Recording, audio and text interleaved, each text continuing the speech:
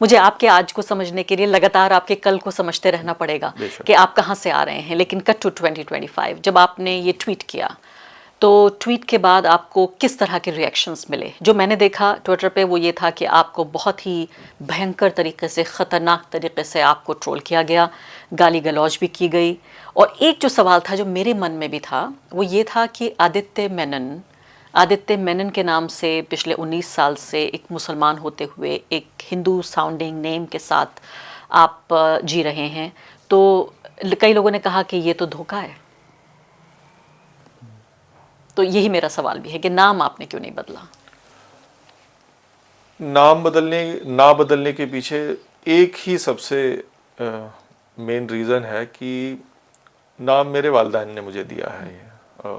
और कई साल का ये प्रोसेस रहा है और मुझे लगता है उन्हें इस प्रोसेस में काफ़ी तकलीफ़ हुई है और बिल्कुल मैं उस तकलीफ़ को गलत नहीं समझूंगा।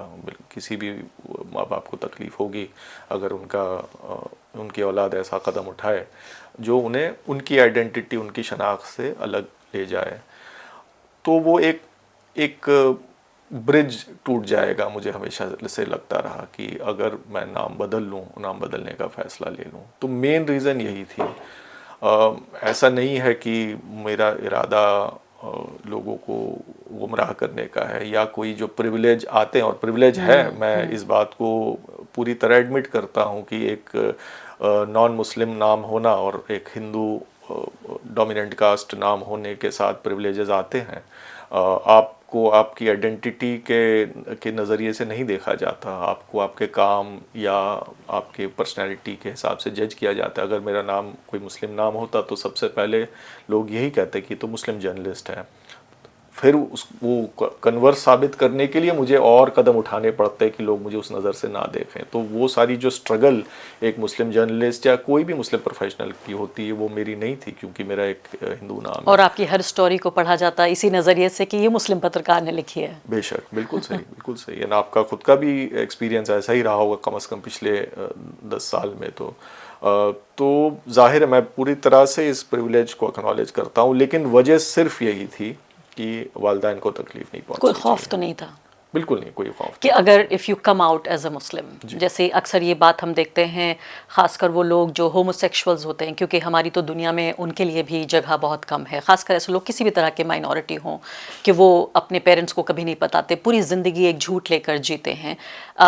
तो उनके लिए भी जब कम आउट कहा जाता है, तो मुझे पता नहीं कि शायद अगर मज़हब बदलेंगे तो कम आउट कहा जाएगा या नहीं, लेकिन कोई खौफ मन में नहीं था कि, ख़ासकर मैं इसलिए कह रही हूँ कि 19 साल से आप एक मुसलमान हैं, 19 साल मान लेते हैं कम से जी। कम, अगर नहीं भी मान रहे हैं 25 साल भी, तो 19 साल में 11 साल नरेंद्र मोदी की सरकार रही है, जिसमें हमने देखा है, जिसको मैं कह रही हूँ कि एक तरह का एक रिलीजियस रिवाइवलिज्म है, एक तरह का पुनर्जागरण जिसे कहा जाए। आप नेगेटिव पॉजिटिव दोनों तरह से इसको डिफाइन कर सकते हैं कि हिंदू होने के बहुत सारे फ़ायदे हैं, आप एक बहुत ही बेहतरीन मेन स्ट्रीम का आप हिस्सा हैं, और फ़ायदे ना भी हों तो नुकसान बहुत कम हैं, जिसमें आप मुसलमान होने के बहुत नुकसान आपको हो सकते थे, आपके बेशक, नौकरी पे फ़र्क पड़ सकता था, आपके काम पत्रकारिता पे असर पड़ सकता था, और साथ साथ मैं दर्शकों से ये भी वादा करना चाहती हूँ कि आपके काम पर भी हम ज़रूर बातचीत करेंगे।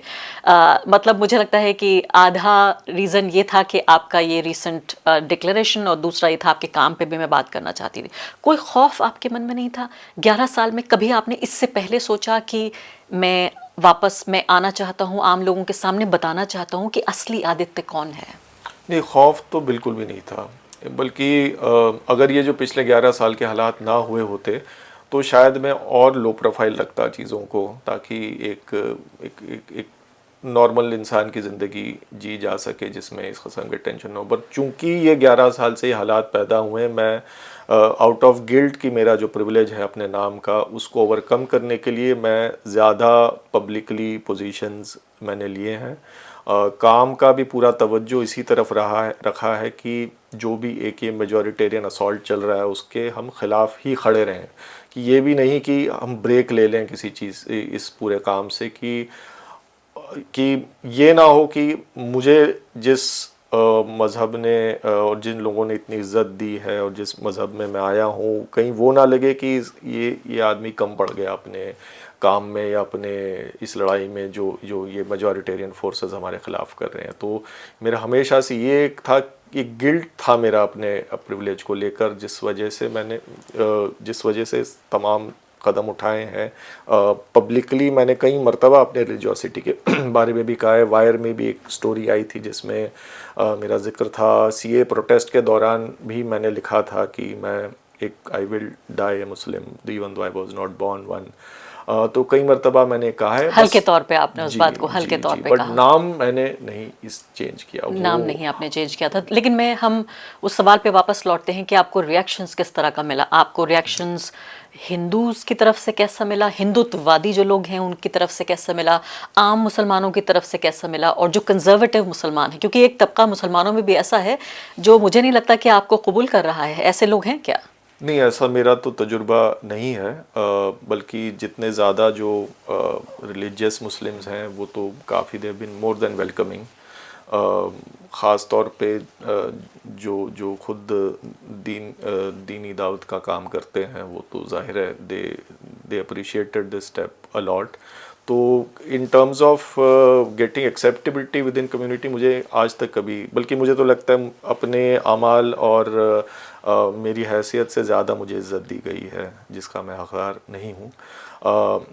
जो रिएक्शन दूसरी तरफ से आया हिंदुत्ववादियों की तरफ से, जो स्केल ऑफ हेट मुझे थोड़ा सा आई वॉज टेकन अबैक। मुझे लगा नहीं था कि, मुझे पता था कि उनके जो ट्रोल आर्मी है वो तो पीछे लगेगी, पर उनके जो ऑर्गेनाइज्ड इन्फ्लुएंसर्स हैं जिनकी बड़ी बड़ी फॉलोइंग है वो बारी बारी मेरे पीछे पड़ेंगे। मिस्टर सिन्हा हो गए, फिर दिलीप मंडल साहब जो अब सरकार में एडवाइज़र हैं, उन्हें क्या ज़रूरत है एक आदमी के पर्सनल रिलीजियस लाइफ पे कमेंट करने की। उन्होंने एक ही नहीं 3-4 बार कमेंट किया, नीच तक कहा मुझे, जो उनकी जहनियत दर्शाता है।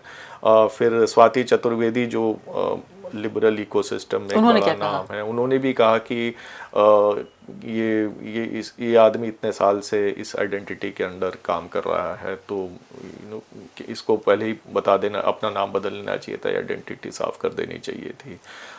तो अलग अलग ये जो बड़े इन्फ्लुएंसर्स का अटैक मुझे थोड़ा सा सरप्राइजिंग लगा, क्योंकि I didn't expect it was that big A deal for these people.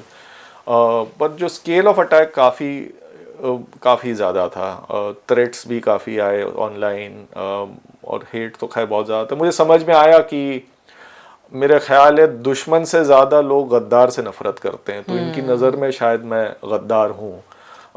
तो जो हेट की वजह है वो ये है, और इनके जो एक बेसिक प्रीमाइस है कि इस्लाम यहाँ पर सिर्फ तलवार की धार पर फैला है हिंदुस्तान में, या फिर अभी लव जिहाद और फोर्स्ड कन्वर्जन के ज़रिए फैल रहा है, ये इनकी जहनीत है। तो एक Hindu from A privilege background, उसका कन्वर्ट होना उस पूरे प्रीमाइस को ब्रेक करता है।